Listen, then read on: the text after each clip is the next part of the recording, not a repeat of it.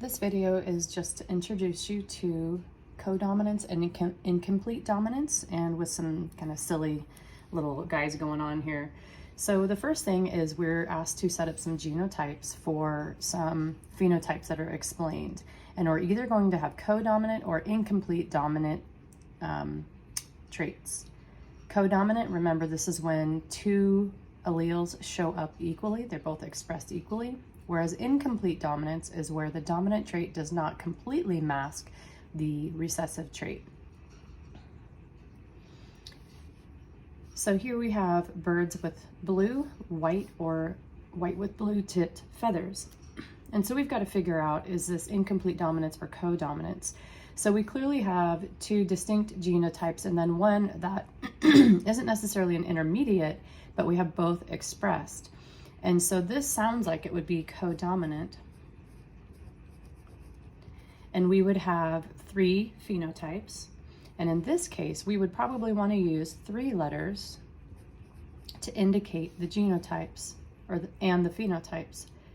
So we'll have big B being blue, two big W's giving us white, and white with blue tipped feathers would probably be something like this.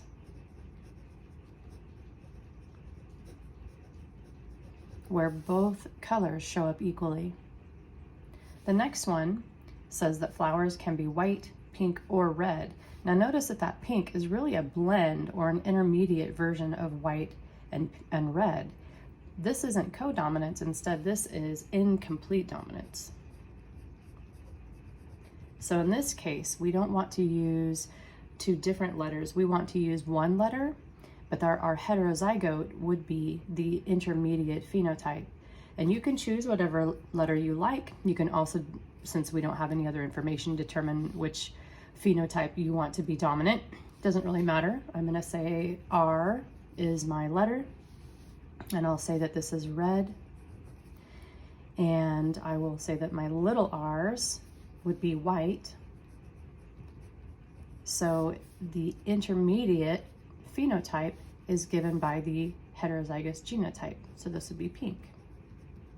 So as you go through this worksheet, you think about, do I have an intermediate phenotype like I do with pink, or do I have a phenotype that both of my options are expressed equally?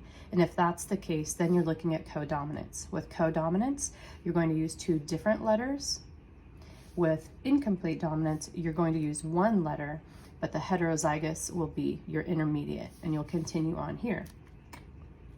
And then you'll list which of these options are completely or incompletely dominant or codominant. So for example, I would say A is codominant and there are other options. And then incomplete dominance was shown in example B, but there would be others.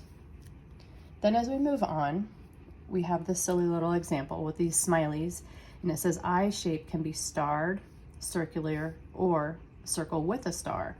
And if we think about that, this one we have circles, the second one we have stars, the third one we actually have both. Now, neither of the phenotypes is intermediate, instead we have both. So this would give us an example of codominance. And so if we would write genotypes for each one with circles, you could do something like CC for our circles. And for stars, you could use two S's. Remember, with codominant, you'll use two letters.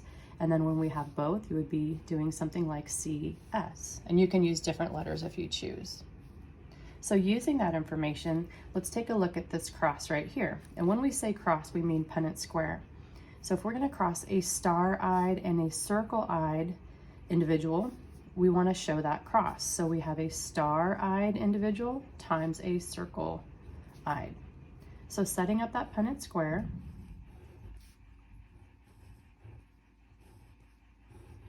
remember the first step is to separate these into gametes. Gametes are haploid. And these are the parents. And it doesn't really matter which side you choose to put them on.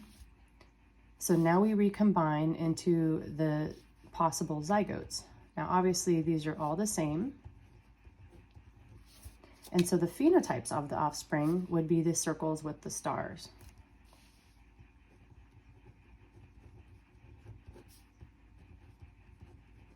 And all of their genotypes would be CS. And hopefully that's enough help to get you started on this worksheet.